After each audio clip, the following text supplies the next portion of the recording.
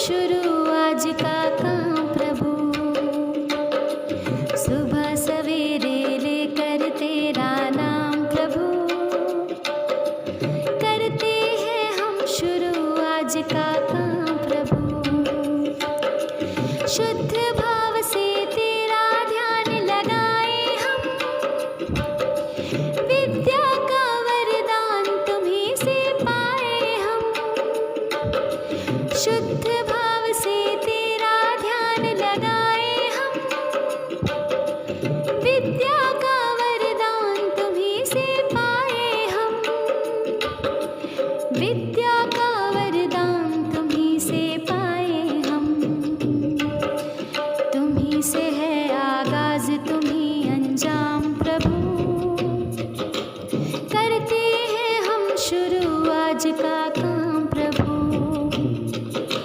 सुबह सवेरे लेकर तेरा नाम प्रभु,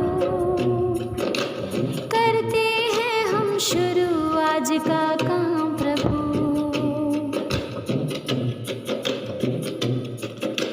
गुरुओं का सत्कार कभी ना भूले हम,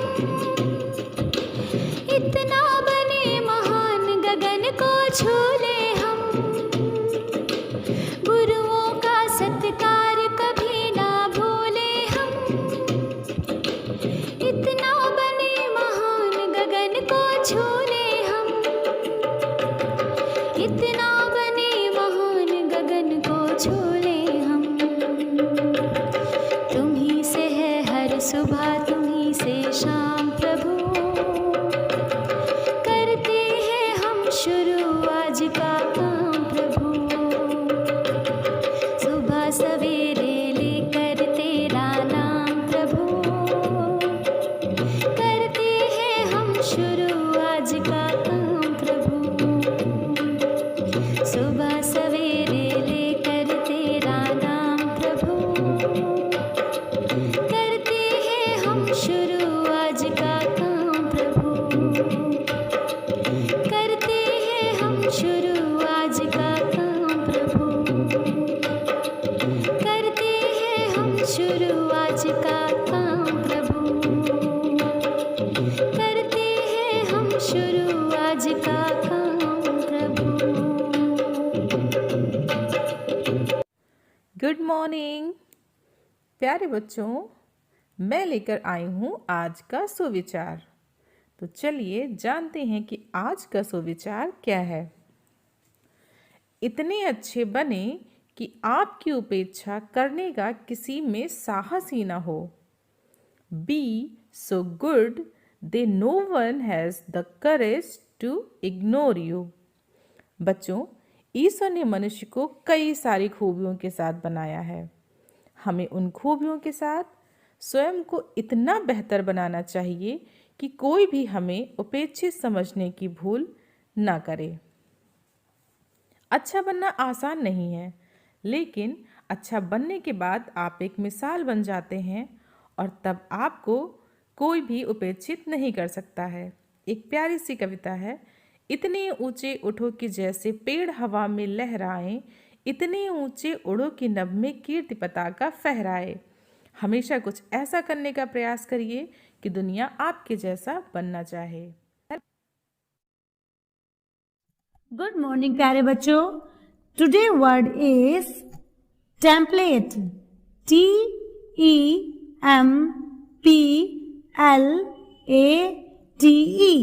टेम्पलेट।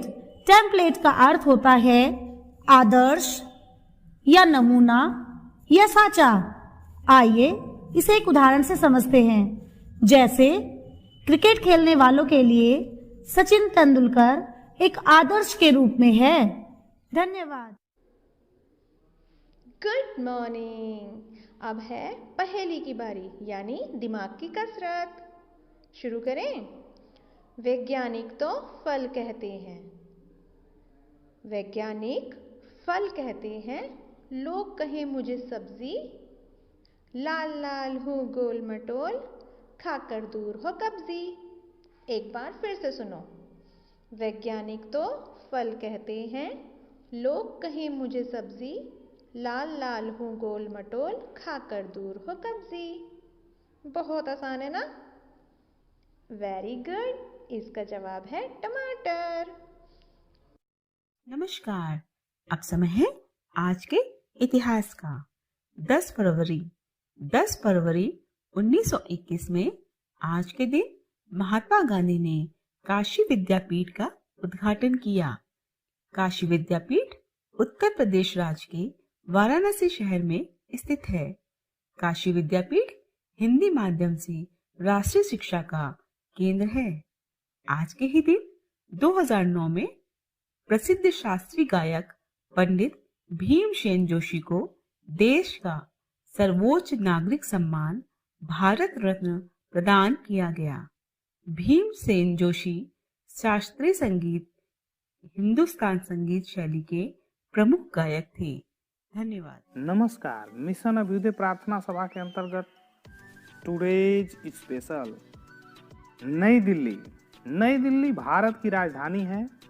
यह भारत सरकार और राष्ट्रीय राजधानी क्षेत्र दिल्ली सरकार के केंद्र के रूप में कार्य करती है। नई दिल्ली महानगर के भीतर स्थित है और यह दिल्ली संघ राज्य क्षेत्र के 11 जिलों में से एक है। वर्ष 2011 में दिल्ली महानगर की जनसंख्या 22 लाख थी। दिल्ली की जनसंख्या इसे दुनिया में 5वीं सबसे अधिक आबादी वाला और भारत का सबसे बड़ा महानगर बनाती है। क्षेत्रफल के अनुसार से भी दिल्ली दुनिया के बड़े महानगरों में से एक है। धन्यवाद। नमस्कार, आज की प्रश्नोत्तरी में पहला प्रश्न है, लोहे पर जंग लगने का उसके भार पर क्या प्रभाव पड़ता है? लोहे पर जंग लगने से उसका भार बढ़ जाता है। वातावरण में नमी या आर्द्रता की उपस्थिति में लोहा ऑक्सीजन से रासायनिक अभिक्रिया करके लौह ऑक्साइड में परिवर्तित हो जाता है। इस अभिक्रिया के दौरान लोहे के साथ ऑक्सीजन की मात्रा भी जुड़ जाती है, इसलिए लोहे का भार बढ़ जाता है। प्रश्न 2, भारत का मैनचेस्टर किस शहर को कहते हैं? गुजरात के अहमदाबाद शहर को भारत का मैनचेस्टर कहा जाता है। अहमदाबाद सूती कपड़ा बनाने के लिए जाना जाता है। यहाँ की हथकरघा, कताई और बुनाई विश्व प्रसिद्ध है, इसीलिए इसे भारत का मैनचेस्टर कहते हैं। भविष्य की धातु किसे कहा जाता है? टाइटेनियम को भविष्य की धातु कहा जाता है। सफ़ेद सिल्वर रंग की यह धातु बहुत ही मजबूत है।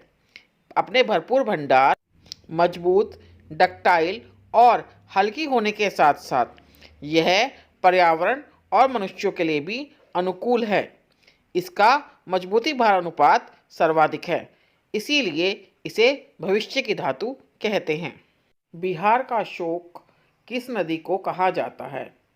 कोसी नदी को बिहार का शोक या बिहार का अभिशाप कहा जाता है। कोसी नेपाल के हिमालय से निकलती है और बिहार भीमनगर के रास्ते भारत प्रज्वल में दाखिल होती है। प्रत्येक वर्ष इसमें आने वाली बाढ़ से बिहार में बहुत तबाही होती है। इसी कारण कोसी को बिहार का अभिशाप या बिहार का शोक कहते हैं। धन्यवाद। नमस्कार बच्चों, चलते हैं आज के बाल गीत की तरफ। तो आज का बाल गीत है मेरी अम्मा। मेरी अम्मा सबसे प्यारी, ममता की है ये पिटारी, ममता की है ये पिटारी, मुझको लगती सबसे प्यारी, सबसे सुंदर सबसे न्यारी, सबसे सुंदर सबसे न्यारी, अच्छी अच्छी सीख है देती, जीवन में खुशियाँ भर देती, जीवन में खुशियाँ भर देती, अम्मा मेरी सबसे प्यारी, ममता की है ये पिटारी, ममता की है ये पिटारी। Thank you. सुप्रभात बच्चों, अब बारी है कहानी सुनने की। आज की हमारी कहानी का नाम है संतोष का गुड़। एक गांव में एक गरीब आदमी रहता था। उसके दिन बड़ी मुश्किल से बीत रहे थे। एक दिन अचानक उसके सामने देवी प्रकट हुई और वरदान मांगने को कहा। देवी को इस प्रकार सामने प्रकट हुआ देख वह व्यक्ति सोच में पड़ गया कि देवी से क्या मांगा जाए। उसके मन में आया कि रहने के लिए घर नहीं है, इसलिए वही मांगा जाए। घर भी कैसा मांगा जाए, वह इस पर विचार करने लगा। ये जमींदार लोग गांव के सब लोगों पर रौब झाड़ते हैं, इसलिए देवी से वर मांगकर मैं जमींदार हो जाऊं तो अच्छा रहे। फिर वह सोचने लगा कि जब लगान भरने का समय आता है तब यह भी जमींदार भी तो तहसीलदार साहब की आरजू मिन्नतें करते हैं। इस प्रकार विचार कर वह तहसीलदार बनने की इच्छा करने लगा। कुछ देर बाद उसे जिलाधीश का ध्यान हुआ आया। वह जानता था कि जिलाधीश के सामने तहसीलदार भी कुछ नहीं है। उसकी इच्छाएं बढ़ती चली गईं। वह सोचने विचारने में इतना फंस गया कि कुछ तय नहीं कर पाया कि क्या मांगा जाए। अंत में वह हाथ जोड़कर विनम्रता से बोला, देवी, मैं जैसा हूँ वैसा ही रहना चाहता हूँ। आत्मसंतोष का गुण ही सबसे बड़ी दौलत होती है, आप मुझे यही दीजिए। देवी ने उसे आशीर्वाद दे दिया। वह व्यक्ति प्रसन्नता से अपना जीवन बिताने लगा। तो बच्चों, हमें लालच नहीं करना चाहिए और आत्मसंतोष का गुण सबसे बड़ी दौलत होती है। यह सीख हमको इस कहानी से मिलती है। नमस्कार, आज मोटिवेट योरसेल्फ का विषय है कहानी बदलाव की। अपने हिस्से का प्रयास अवश्य करें, फल अच्छे ही मिलेंगे, निश्चित है।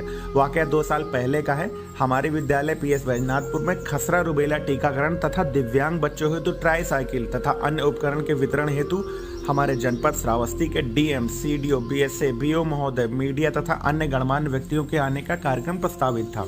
सभी शिक्षक और व्यवस्था में लगे अन्य लोग ससमय स्कूल पहुंच गए, लेकिन छात्र संख्या संतोषजनक नहीं दिखी। कुछ बच्चों को आसपास बुलाने के लिए भेजा तो कुछ ही बच्चे नजर आए। माजरा समझ में नहीं आया।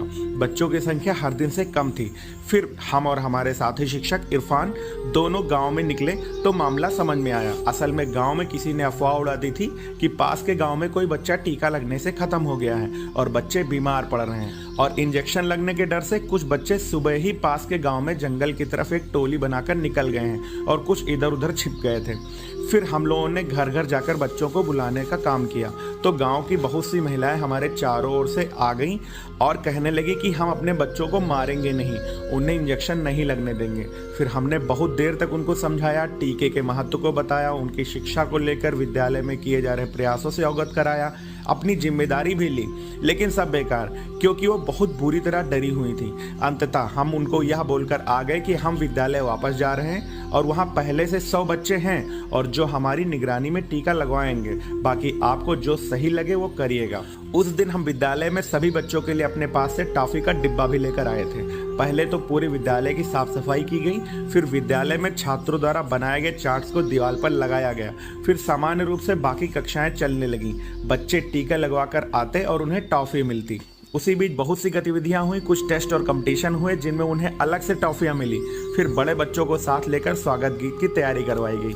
देखते देखते सब कुछ बहुत बेहतरीन गुजरा। सभी अधिकारीगण आकर चले गए। सब कार्यक्रम खत्म हो गए। बच्चे हंसते हंसते अपने अपने घर की ओर चले गए। अगले दिन रोज की तरह प्रार्थना सभा शुरू ही हुई थी कि लगभग 12 से 15 महिलाएं अपने अपने पालियों के साथ स्कूल में दाखिल हुई। उनके बच्चे तो आकर अपनी अपनी लाइन में लग गए। बाकी उन महिलाओं को हमने बैठने को कहा।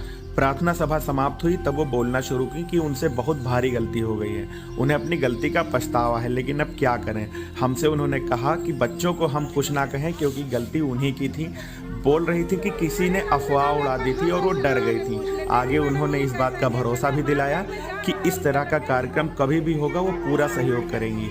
हम लोगों ने भी उन्हें ढाढ़स बंधाते हुए कहा कि कोई बात नहीं, कम से कम आपको इस कार्यक्रम की अहमियत का तो पता चला। बाकी रही टीके की बात, वो तो स्वास्थ्य विभाग से बात करके हम किसी दिन कैंप लगवा देंगे।